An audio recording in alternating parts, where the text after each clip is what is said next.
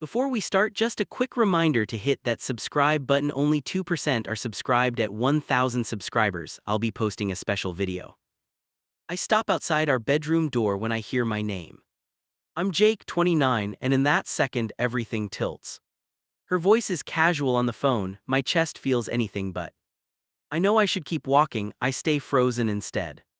The door is mostly open, just enough for sound to slide out. I lean closer without meaning to, like my body wants proof. On speaker, her best friend laughs about something I missed already. Then my fiance says it, soft and confident like a fact. He will always be the love of my life, she tells her. Not me, not the guy who lives here and pays half. Her words land slow, like my brain needs a second translation. I stare at the crack of light under the door and wait. You know that feeling when the air changes and you just know. My face burns, my hands feel too big for my arms. I listen for a correction, some joke that takes it back. Instead, she keeps talking, like she did not just kick my chest.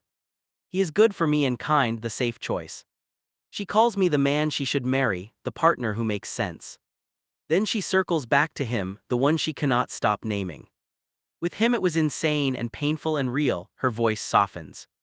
I had always known there was an ex, I am not stupid. She mentioned him in that distant way, like a story that belonged elsewhere. Nothing prepared me to hear her label him like that now. My heart hammers, but my feet stay planted on the hallway floor. Her friend asks if she has any doubts, I hear the question clear. My fiancé lets out this long breath, like she has rehearsed the answer.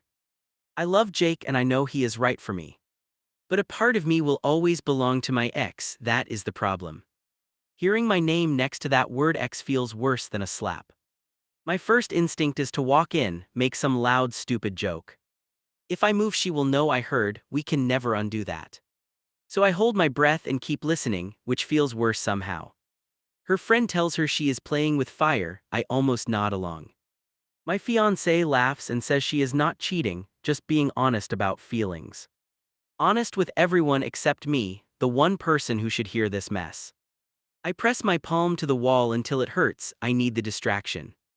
They change topics after a while, jobs and wedding plans and other surface stuff. My heart still slams against my ribs, the rest of the words blur together. I realize I have been standing there for minutes, completely silent and invisible. When I hear the call wrap up, I finally step back on shaky legs. I reach the kitchen just as her door opens, my pulse spikes again. Water runs in the sink, I grab a glass I do not really want. Hey, she calls out, you home already? Yeah, I call back with this fake bright voice that hurts. She walks in scrolling her phone, then sets it down near the counter. Her cheeks look relaxed, like she just unloaded some heavy secret and feels lighter. Who are you talking to? I ask, trying to sound bored and normal. Emma called, just girl talk about random stuff.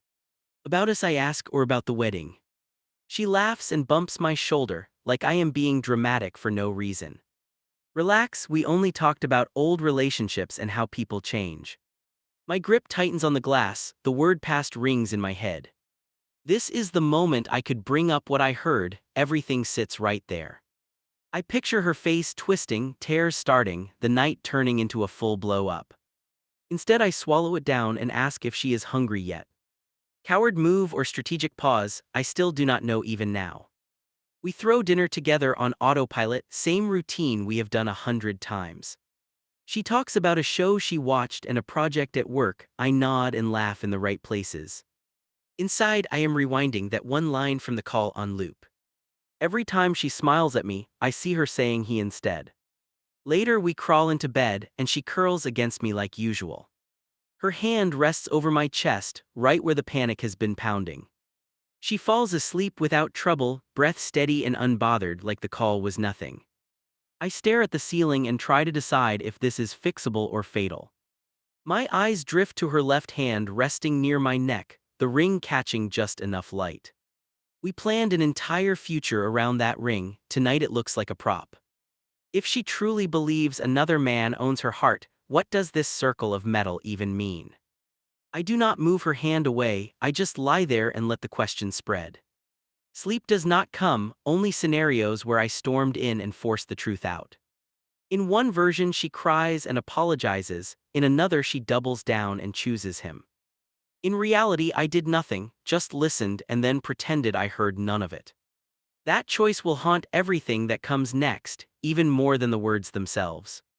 When my alarm finally rings, it feels like I never slept at all. She rolls over and kisses my cheek, cheerful and soft like any other morning. I kiss her bow. CK and taste metal on my tongue, like the words are still lodged there. By the time she heads out the door, one question is already chewing a hole in my brain. Am I the safe backup while she still aches for someone else? I unlock her phone while the shower runs down the hall. My thumb moves on its own, like muscle memory I never wanted to use. The screen opens without a fight and my heart jumps into my throat. I know exactly how wrong this is, but I do not stop. Her home screen pops up and my eyes go straight to the message icon. I tap it fast, scroll faster, hunting for a name I do not want to see. Group chats flash past, work stuff, family updates, all the normal noise. No sign of him at the top, which somehow makes my stomach twist harder. I drag the list down to refresh, as if he might appear in real time. Nothing changes, just the same row of safe conversations staring back. For a second I actually feel stupid, like I dreamed that entire phone call. Then I remember her voice from last night and my pulse spikes again. I scroll lower, past people she barely talks to anymore and random numbers. Finally I spot her best friend near the middle, the one from that call. I open their chat and scan the recent lines, fingers clumsy on the screen. Some parts are there but huge gaps break the flow like teeth knocked out. The last full message from her friend says something about being careful. Right after that there is just a single line from my fiance. I know what I want and I am not doing anything wrong. Everything before that is gone, just a timestamp sitting there like a bruise. I do not see his name spelled out, but I see little hints that scream it.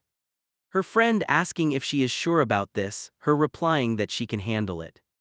If you need an exit, I am here, sits alone in the thread from weeks back. Whatever those missing texts were, she made sure I would never read them. The water stops, pipes groan above me, reality rushes back fast. I jump out of messages and hit the photo icon with shaky hands. There is a locked album with a generic title that suddenly looks suspicious. I press it, my chest pounding so loud I almost miss the bathroom fan. Inside are older pictures of him and her, close and stupidly happy. They are not just random shots, they are moments she chose to keep tucked away. A few are cropped, like someone tried to cut pieces of him out then quit. My thumb hovers over the delete button while my brain screams at me. If I erase them, she notices, then we fight about that instead of the truth. If I leave them, I know exactly where her past lives on whenever she feels lonely. I back out and put the phone down on the counter, right where she left it. Then I step away like the thing might burn a hole through my hand. The bathroom door opens and steam spills into the hallway. She walks out wrapped in a towel and flashes me this easy smile. Morning, she says, like my heart is not spinning in circles in my chest. I force a grin, ask if she slept okay, and pray my voice does not shake. She reaches for the phone, checks the screen, then relaxes again. No lock screen alerts from him, nothing obvious, nothing that would bust her. Going in early today, she asks while scrolling through a notification. Yeah, I answer, my tongue heavy, want to get a jump on some stuff. I watch the way her eyes move across the screen, calm and unbothered. She is not rushing to clear anything, not glancing at me with guilt. If she knows I touched that phone, she has an Oscar-level poker face. That almost hurts more than any deleted message ever could. On the drive in to work, I cannot keep my focus straight. One moment I am at a red light, the next I realize it turned green. I replay every line I saw, every missing chunk of conversation. My mind fills in the blanks with the worst possible script. At my desk I open my own phone, even though I swore I would not. I pull up her social profile, the one she uses most, and start digging. Her recent likes are mostly harmless, recipes and travel clips and dumb memes. Mixed in are a few hits on his page, spaced out just enough to look innocent. He posts gym snapshots and some vague life update about changes this year. Her name shows up under it, small and easy to miss if you are not looking. She never mentioned even seeing his stuff, never mind reacting to it. I scroll further, hunting for patterns like some bargain detective. My boss drops a folder on my desk and asks a quick question. I answer on autopilot, eyes still wired to my screen even after he walks off. I keep telling myself this is just curiosity, that anyone would look after hearing that call. Deep down I know I crossed that line the second I unlocked her phone. I tell myself I will stop digging, then a new thought hits. If she deleted chunks of that chat, what else did she scrub before I looked? What I saw this morning might already be the cleaned version, the safe cut. The idea that there was an even worse draft makes my throat go dry. By the time I get home that evening, my nerves feel shredded. She is on the couch with her laptop, legs tucked under her. "Hey, how was your day?" she asks without looking up. "Pretty busy," I answer, then add, "Did you and Emma talk again?" She shuts the laptop halfway, like she wants to really hear me. Why, she asks, "Did you hear something weird last night or what?" Every cell in my body lights up at that question, like she knows.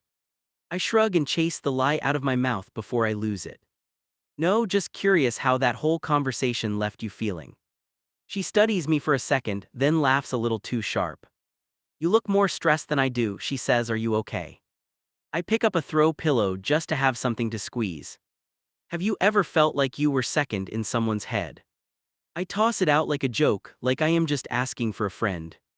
She goes still for a beat, her fingers tracing the edge of the cushion. "Where is this coming from?" she asks quietly. "Did something happen?" I tell her it is nothing, just thoughts about people and first loves. She leans back, eyes on the ceiling, taking a moment before answering. "Everybody has someone they cared about before, that does not cancel the present." Her tone is calm, but there is a tiny tremor on the last word. "So you think it is normal to still care deeply about an ex?" I keep my voice light, like this is some random late-night debate. She hesitates, then nods, a small, quick movement that annoys me for no reason. "Care, yes," she says. "Still be in love, no, that would not be fair." That word "fair" lands between us like a dropped glass. I watch her eyes, not her mouth, trying to catch even a flicker. She holds the stare way too long, like she is daring me to push harder. I back off, change the topic, and hate myself instantly for retreating. Later that night, her phone buzzes on the coffee table. She is in the bathroom removing makeup, humming something under her breath. The screen lights up with a message preview, just an initial and a short line. I pick it up before I can talk myself out of it, and the whole thing shifts. The chat is pinned but silenced, pushed below the obvious threads. His full name sits at the top of that screen, plain and clear. Only a handful of recent lines show, all clipped and strangely polite. "You are right, this is too much," sits there from a few days back. Her replies are shorter than his, little acknowledgments with nothing personal. It looks like someone edited their own heart down to bullet points. What really hits me are the missing bits, time stamps with nothing between them. She did not just archive this, she carved pieces out like she was hiding a crime. The bathroom door handle clicks and my whole body jerks. I drop the phone back exactly where it was and step away. She walks out, rubs her eyes, then flops down beside me with a sigh. "Long day," she mutters, picking up the phone again without suspicion. I watch her scroll, probably through the same app I just invaded. If she notices any difference in the thread, she does not let it show. She leans against my shoulder, warm and familiar, like nothing is wrong. I sit there stiff, feeling like a stranger with front row seats to my own life. That night when the lights are off, I lie awake again. The difference is that now, I am not just haunted by her words. Now I have images, texts, likes, edited pieces of reality lined up in my head. It is no longer a fear, it is a puzzle I cannot unsee. I tell myself I went looking for answers, that I needed clarity. What I really gained was just enough proof to feel sick, not enough to confront. I am stuck between staying quiet and lighting a match under everything we built. As I stare into the dark, one thought keeps chewing through the noise. I am not just suspicious anymore, I am actively investigating the person I plan to marry. I drop his name like a grenade while we fold invitations. "So, how would you feel if we ran into your ex at the wedding?" Her fingers pause for half a heartbeat on the envelope she is holding. I pretend to fuss with a crooked stamp while my pulse climbs. Why would he even be there? She gives this quick laugh that lands wrong and keeps her eyes on the table. Just asking, I say, lots of mutuals, weird things happen at big events. She smooths the paper like it suddenly matters more than my question. We do not have mutuals with him, she answers after a moment. Her voice sounds steady, a little sharper than casual, a bit too measured. Anyway, I barely think about that part of my life anymore. I can feel my jaw tense as she tosses that line out. I watch her face instead of the stack in front of me. You two have not talked at all lately. I keep my tone light, like I am just filling silence with nonsense. She finally looks up, eyes searching mine for something. We bumped into each other once, she says, that is. Oh. My fingernails dig into the edge of the cardboard in my hands. Once where? At a coffee place months back, pure chance it was awkward. She shrugs like she is describing a boring errand that took too long. We caught up for a bit, she adds, then I told him I am engaged. After that I blocked his number and moved on. Each sentence arrives polished, like she practiced it in her car. You blocked him. I repeat the word because I have seen the opposite on her screen. Yeah, she answers, eyes dropping again. It was the right call. I remember his messages from last week and feel my stomach knot. I want to throw everything on the table, every piece I found snooping. Image after image flashes in my mind while she stacks neat little lies. Instead, I just nod slowly, like I accept her version of reality. The silence between us grows long enough to feel physical. You are quiet, she says, finally glancing at me again. I reach for the nearest invitation, careful not to tear the paper. I did not know you saw him at all, I say, thought you would tell me. She presses her lips together like she is picking her next line. I did not want to upset you over something that meant nothing. She leans back, fingers fidgeting with a loose strand of hair. He was part of my past, it felt pointless to drag it into our present. That word past hangs in the air like a challenge. So if it meant nothing, why not mention it? My tone comes out flatter than I intend, almost clinical. Because you sometimes get in your head about stuff, she answers quickly. I see a hint of annoyance now, not guilt, which throws me. She reaches across and squeezes my wrist, trying to soften the blow. Look, I handled it, she continues. I told him we are serious, that I am happy. I do not want that drama touching our engagement at all. Her grip is warm and it makes me feel colder. My eyes flick to her phone on the table, screen down. The urge to flip it over is ridiculous and very loud. Instead, I clear my throat and add one more question. Did you ever meet up again after that coffee? She lets go of my wrist and sits straighter, like I crossed some line. No, she answers, very clear, not even once, why would I? I stare at her face and wish I were worse at remembering timestamps. There is no way to reconcile last week's thread with what she just said. Her phone buzzes between us and we both jump. She snatches it before it flips, her thumb flying to the screen. Everything about that movement looks automatic, practiced, almost rehearsed. Her shoulders loosen once she checks, like she was bracing for impact. Who was that? I keep my voice calm, but it comes out rougher than planned. Just work stuff, she answers, dropping the phone into her lap. She does not set it down again where I can see. I hear myself say okay while my chest tightens. She picks up another invitation and tries to steer us back. We still have so many of these, she mutters, let's not start a fight. That last word slices more than anything else tonight. I let the topic die because I do not trust my next sentence. We finish the stack in near silence, only small comments about addresses. Every time her phone lights up in her lap, my eyes dart down. It never shows a full name, just initials and partial previews. 2 days later, her friend invites us to brunch with a few people. I almost cancel, but curiosity beats self-respect by a narrow margin. We slide into a booth, and her friend beams like this is normal. I tell myself I will listen more than I talk and see what leaks. Conversation drifts from work to wedding plans to random stories. I wait for some opening, any excuse to bring certain topics up. Her friend takes a sip of her drink and nudges my fiance's shoulder. So no more mysterious meetups lately. My heart hits double speed before my brain even parses that line. She shoots her friend a look that could cut steel. What meetups, I ask, keeping my tone light enough to pass as teasing. Her friend's eyes flick to me, then back to her, then away. Just joking about when you saw him, her friend laughs too loudly. I lean my forearms on the table and do not let it slide. When she saw who? I know exactly who, I want to hear it out loud anyway. My fiance's knee bumps mine under the table, a silent warning. Her friend stumbles over a name, then swaps it mid-word. An old coworker, she says, you know, that guy from forever ago. I watch her cheeks flush, which tells me more than her words. I did not know you saw any old coworkers recently, I push on. My fiancé forces a smile so tight it almost looks painful. It was not a big deal, I hear her say, just a quick check-in. The timeline in her mouth is completely different from the one in my head. Instead of months ago, her friend mentions a new restaurant that opened last month.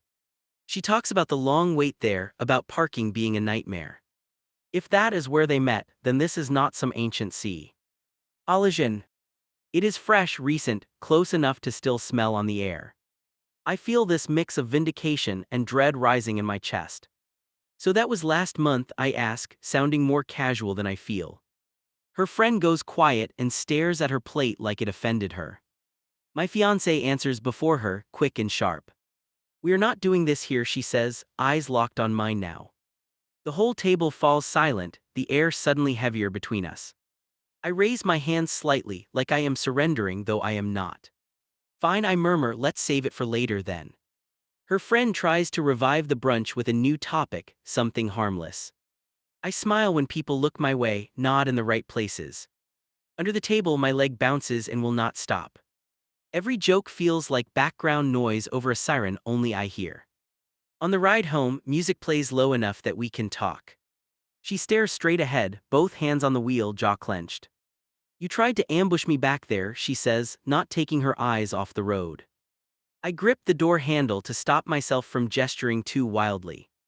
I asked a question, I answer, your friend brought him up, not me.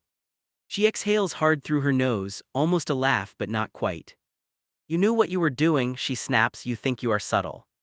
Heat creeps up my neck and I force myself to breathe slower. Did you see him last month or not? I spit it out finally, cutting through the dance. She tightens her grip on the wheel until her knuckles pale. We ran into each other again, she admits, very quietly. It was brief. The word again hits harder than I want to show. So that coffee months ago was not the only contact. She flinches like I slapped her, even though my voice stays level. We got closure, she insists, then months later we bumped into each other again. I look out the window because staring at her profile makes me dizzy. Why did you not tell me about that second time? She hesitates long enough that the pause becomes its own answer. Because I knew you would spiral, she says, and honestly I did not want to deal with it. We pull into our driveway and sit there with the engine off. The quiet inside the car hums louder than any noise. I turn toward her fully and decide to swing harder. If it was innocent, why are you trimming pieces out of the story? She finally looks back, eyes glossy but defiant. You are reading intentions that are not there, she says, you always do this. Always, I repeat, that word stings. When have I ever had proof like this before? She opens her mouth, then closes it, like the examples caught in her throat. Her phone vibrates in the cup holder between us. My gaze drops to the screen before I can resist. A single letter shows as the contact and a short message clip. Did brunch blow up everything yet? She lunges for the phone and flips it face down, fingers trembling. I stare at that spot, then slowly raise my eyes back to her. Was that him? My voice comes out low, almost calm, which scares me more than yelling would. It is not what you think, she says too fast, it is complicated. I laugh once loud and humorless, because that word should be banned right now. You have had weeks to make it less complicated, I remind her, instead you layered new secrets on top. My hand is shaking now, so I shove it under my thigh. She leans her head back against the seat and shuts her eyes. We talked a few times, she admits, it got emotional, then I tried to cut it off. I ask how many times, and she gives a number lower than I believe. The worst part is that she still calls those conversations harmless. Did you ever meet in private after that restaurant? I push the question out like a stone I need to get rid of. She shakes her head quickly, almost before I finish speaking. No, she answers, then adds, I swear you can be mad, but I did not cross that line. I should feel relieved at that, at least a little. Instead, it just opens a new kind of ache. So my future wife is emotionally tangled up with the man she calls her great love. And I am supposed to swallow that because their bodies stayed apart. We go inside without resolving anything, just carrying it between us. She disappears into the bedroom, and I stand alone in the kitchen. I replay the conversation, every deflection, every timeline shift. Each new detail pulls me further from the version of us I thought was real. Later that night, she climbs into bed and stays on her side. No soft lean into my chest, no easy arm across my stomach. I could reach out, but pride welds my hands to the blanket. We fall asleep in the same room, and I feel miles away from her. Looking back, this was the point where I stopped thinking of it as a misunderstanding. It stopped feeling like a weird rough patch or normal engagement stress. From here on, it felt like she was building one story for me and living another behind it. And I started wondering which version I was actually engaged to. Her fingers crush in me as we walk into the rehearsal. I tell myself it is excitement, my body knows better already. My jaw stays tight while people clap and cheer around us. Every sound feels too loud against what I still have hidden. I see him near the bar before anyone introduces us properly. He is laughing with two guys I know from her circle. My gut recognizes him first, my brain catches up half a second later. Her hand goes slack in mine when she spots him across the crowd. She lets go like my skin suddenly burns and takes a small step back. He turns, expression shifting when he realizes who she walked in with. For a few beats no one moves, we just stand there locked. Then someone calls his name from behind me and the spell breaks. She clears her throat and squeezes my wrist like she remembered I exist. Wow, this is extremely random, honestly. I force a grin that probably looks more like a grimace than anything. You going to introduce us or pretend this is some background extra? She laughs too loud, then drags me toward him like her legs need instructions. Hey, this is my fiance Jake. He wipes his hand on his pants before offering it across the space. Nice to finally meet you, man. His grip clamps around my fingers and I match the pressure. Up close I notice nothing remarkable, just a regular guy with history stamped all over us. They trade a couple surface questions about work and life while I watch. Every answer from him sounds careful, like he is balancing on a beam. Every answer from her feels rehearsed in my ears, even if it is not. So how do you know our people here, I ask, hiding my teeth behind a polite smile. He points toward the far end of the room and shrugs lightly. College buddy of your cousin, actually. We reconnected online a while back and he mentioned the party. I never heard this story before tonight and my ribs tighten beneath my shirt. Of course he did, I answer, forcing a laugh that tastes sour in my throat. Next to me her shoulders creep higher, like she wants to disappear into the floor. I glance over and catch the side of her face, jaw clenched hard. You never mentioned he and my cousin were tight. Her eyes flash toward me then away, like a warning I ignore. He drifts off toward the bar and leaves us standing in his wake. Later during the toasts, everyone stands around smiling while I track their movements. At one point I see them near the entrance, talking with their heads slightly bent together. Her hand brushes his arm when someone bumps into them and she does not pull away fast. They believe this is a happy night while my chest feels ready to split. I step outside for air before I do something loud in front of family. The door closes behind me and the sounds inside blur to a dull hum. As I round the corner to the side lot, voices float over from near the hedges. I recognize hers first, then his, and suddenly I am moving slower. I stop just out of sight and hear her whisper that this was a mistake. You should not have come, she murmurs. It is messing with my head more than I expected. You think it is easy for me, his voice finally reaches me from the shadows. I tried staying away and it felt worse than this. I press my back against the wall and stare at the gravel under my shoes. I cannot keep doing this behind his back, she says. He deserves someone who is all in, not half here and half stuck with you. The words hit harder than any physical punch I have ever taken. Then tell him the truth yourself. Or walk away before the wedding and stop pretending this is fine. My pulse screams in my ears, and I realize this is my only clean window. If I walk away now, I will live with guesses. If I step out, I destroy the mask. Before I choose, her confession spills out in a rush that freezes me. Nothing physical since that kiss months ago, she blurts. I stopped myself after that and tried to be loyal. There it is, the missing piece nobody was willing to say out loud. My knees feel weak and I grab the corner of the building to steady myself. I was not crazy, I was not paranoid for nothing. Some part of me still hoped I was wrong before hearing that line. My shoes crunch on the gravel as I step around the corner into view. Both of them spin toward me at the same time, faces draining of color. For a second nobody talks and the silence roars louder than their argument. I look from her to him and feel something inside me finally snap. So I start with this: which one of you wants to fill in every detail I missed? You heard that whole thing just now. Her voice finally emerges small and unfamiliar, like it belongs to someone else. I nod once, then focus on him because I want to see his version.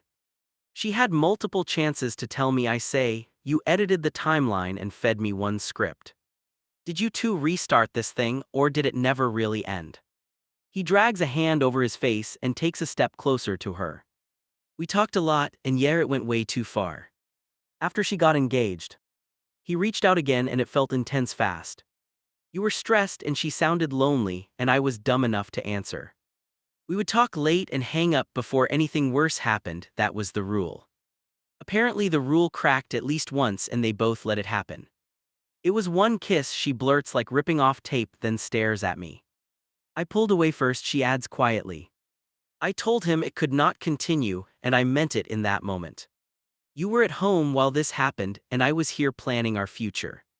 My hands curl into fists at my sides, and my nails dig into my palms. So you lied when I asked, I say, you edited the timeline and fed me crumbs. You trimmed messages and hid how often you talked. You left out the part where your mouth was on his. I hear my voice rising, and I do not care who listens from inside. He takes a step back like he knows this is mainly between us now. I love you more than anything right now, but I will not be the safe consolation prize. You call him the love of your life and still expect me to stand beside you smiling. That is not partnership, that is you trying to have two lives at once. Tears stream down her cheeks now, and she reaches for my arm out of reflex. I step out of reach and look at the ring on my finger like it belongs to someone else. For weeks it felt heavy with promise, tonight it just feels wrong. I tug it off slowly and feel the metal drag against my skin. Then I place it in her palm and close her fingers over it without another word. He looks away toward the parking lot entrance and mumbles that he will give us space. A moment later I hear his engine start and fade, leaving just us under the buzzing light. She grabs my shirt with both hands and begs me not to do this tonight. I stay very still and feel her shaking, and for the first time I do not reach back. Inside the building, people are probably laughing and taking pictures and posting cute rehearsal shots already. Out here I am holding the ruin of a future I thought was secure by now. I tell her I will not walk back in as her groom while another man owns that place inside her. The ring sits between her fingers now instead of between us, and I realize this might already be the real wedding ending. I leave the rehearsal without stepping back through those doors. Her voice follows me into the parking lot, thin and shaking behind me. Jake, wait please, we can talk and fix this. I keep walking until my hand finds the car handle and does not let go. She catches up and grabs my arm with both hands. Do not blow up our entire life over one mistake. Her mascara is streaked, her ring fist clenched between us like a threat. You did not blow up our life with one mistake, I answer, you chipped at it every time you hit another piece. People start to drift outside for air, eyes flicking in our direction. We both feel it, the audience forming without knowing the script. I lower my voice, my chest still burning. I am not having this scene out here in front of everyone. Come home with me, she begs, we can sit at the table and work through it. Her fingers slide down my sleeve, desperate and familiar. I picture that same hand holding her phone while she edited messages. I open the door and force myself to say the words anyway. I am going to my brother's place tonight, you should ride with your parents. She stumbles back like I pushed her even though I hardly moved. So that is it, you are just walking away from us. I rest my forearms on the roof and lean there for a second. I am walking away from marrying you tomorrow, I say. That is not the same as saying we will never speak again. Even as I say it, I know I am lying to both of us. Her mother steps outside and spots us, face tight with worry and irritation. What is going on out here? We can hear the DJ inside waiting.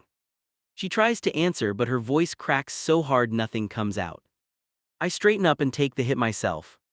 I am calling off the ceremony, I say, my throat raw. There is more going on than any of you know. Her mother's eyes flash from me to her and back, already picking a side.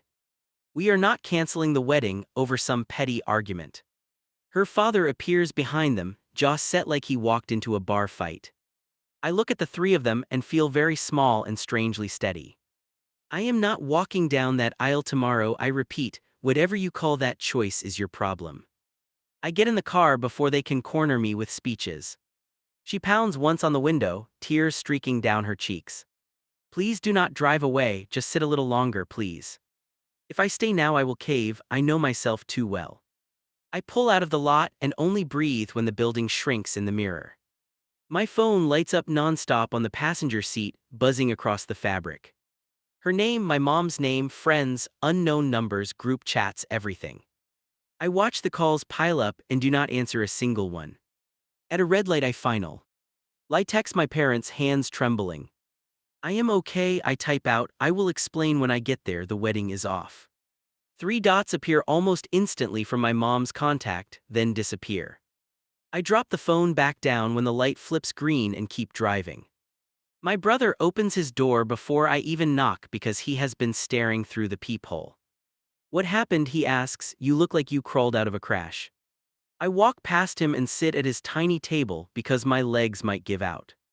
Then I tell him everything in broken pieces, from the call to the rehearsal. He listens with his jaw clenched and his fingers wrapped around a glass. Every so often he shakes his head and mutters Jesus under his breath. When I get to the part about the kiss, his eyes close for a long second. You did the only thing you could, he says finally, even if it destroys your plans. That night I sleep on his couch, if you can call it sleep. Every time I close my eyes I see her, with that ring fisted in her hand again. Every time I drift off I jolt awake thinking I left something undone. By morning my body feels numb, my brain humming on one awful note. First call I make is to the venue office. My voice comes out hoarse when I ask about their cancellation policy. The woman on the line switches into professional mode and starts listing numbers. I cut her off and just say, look, it is not happening, do what you need to do. Next are the vendors one by one like ripping stitches. Every time I repeat the phrase, we are not proceeding, my chest tightens. A few ask if everything is okay, and I give them the same useless answer. Personal reasons, I say, which sounds ridiculous after what I heard last night. My parents arrive at my brother's place before lunch, faces drawn. My mom pulls me into a hug, so tight I can barely breathe. What are you doing? She whispers into my shoulder, talk to us. I step back and start from the rehearsal because that is the part that broke it. When I repeat her line about the kiss, my dad's expression hardens. He has never liked drama, never liked secrets, definitely never liked dishonesty. He shakes his head slowly and lets out a long breath. I hate that you are hurting, he says, but I also would hate watching you stand up there with this hanging over you. My mom is not as quick to get there. She keeps asking if maybe it can be pushed back instead of destroyed. People fight through worse, she says, couples go to counseling and come out stronger. I know she means well, but that word stronger tastes wrong in my mouth. I know I snooped, I admit, I looked through her stuff, I pushed instead of trusting. That part sits heavy on my chest when I say it aloud. I am not pretending I am perfect here, but she had so many chances to come clean. If I marry her now, I will be watching every glance forever. My dad nods once, like that is the heart of it. You cannot promise a life together while waiting for the other shoe to drop. My brother leans back in his chair and runs a hand through his hair. You are wrecked now, he says, but imagine your brain after 10 years of this. Her texts keep coming through the day, long blocks of messages. Apologies, explanations, things about trauma and fear and attachment, all of it. I read them out of some sick obligation, then flipped the screen over again. Every time she insists she chose me, that unspoken sentence from the call screams louder. She starts sending voice recordings around mid-afternoon. I listen to one with the volume low, my thumb hovering over the stop button.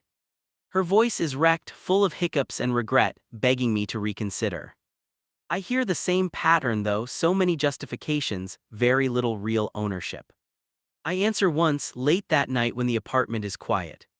We cannot undo the fact that you put someone else on a pedestal while planning a life with me. I do not know how to be your husband with that lodged in my head. I hit send and watch the message deliver, then I turn the phone completely off. Over the next week, the fallout spreads in every direction. Her family calls mine, alternate between outrage and pleading. Some relatives take her side instantly, some stay out of it, some text me privately with support. It feels like we detonated a bomb in the middle of two trees that had grown together. I go back to what was our place with my brother to grab my things. She is there, sitting on the floor surrounded by half-packed boxes. Her eyes look wrecked, like she has not slept since that night. For a minute we just stand there breathing the same air, not saying anything. "You are really moving out?" she finally asks, voice barely above a whisper. I nod and walk past her toward the closet, because if I stop I might cave. She follows a few steps behind, hands twisting around the ring like a coin. We both know this is our last real chance to reverse any of this. "I want to understand how we got here," she says. I keep replaying. Everything, and I do not recognize myself. She leans against the wall while I haul a bag out and drop it by the door. "I was scared," she continues. "I was clinging to some fantasy because it hurt less than trusting what is right in front of me. I keep packing because if I look at her I will crumble." I finally pause and rest my hands on the box in front of me. "You were allowed to have feelings about your past," I say. "You were not allowed to hide an emotional affair and a kiss and still ask me to stand there promising forever." My voice shakes, but the words feel solid. "If you had told me everything earlier, maybe we would be in counseling right now instead of dividing furniture." She closes her eyes, tears sliding down her cheeks. "I was afraid you would walk out if you knew how messy it was. I let you think I was stronger than I am." That fear turned into the very thing she was trying to avoid. She holds the ring out between us with shaking fingers. "If you give this back to me now," she says, "I am going to put it away and never wear it. If you take it, we can try to rebuild whatever is left." The metal glints between us, heavy with everything it was supposed to mean. My chest hurts so badly I can hardly get air in. This is the part I replay the most in my head, even now. I could have taken it, agreed to therapy, set rules, tried again. People on the internet will say I bailaid too fast or not fast enough. In that room with that ring between us, I did the only thing that felt honest. I close her hand back around it and step away. "I care about you more than anyone," I manage, "but I do not want to spend the rest of my life wondering if you are thinking about him when you look at me." Her knees almost buckle, she catches herself on the wall behind her. I pick up the bag and walk out because if I stay I will change my mind. The first night in my new place is brutal. It is small and quiet, boxes stacked around like strangers. I sit on the floor with takeout I barely taste and stare at nothing. Every few minutes my hand goes to my bare ring finger, surprised to find it empty. Days blur together after that, work, sleep, repeat. People at the office ask vague questions about the wedding plans. I mumble something about a change and rush back to my desk. Later I catch my reflection, and I look like someone who aged 5 years in a week. I block her on social media when I see her post about needing time alone. Not because I hate her, but because every update slices open the same place. Mutual friends keep trying to slip me news like he moved away, like she started therapy, like she is not seeing him. I stop them before they finish because none of it actually changes what went down. Eventually the texts stop, the calls slow, the noise dies down. My parents stop tiptoeing when they mention holidays, my brother stops checking on me every morning.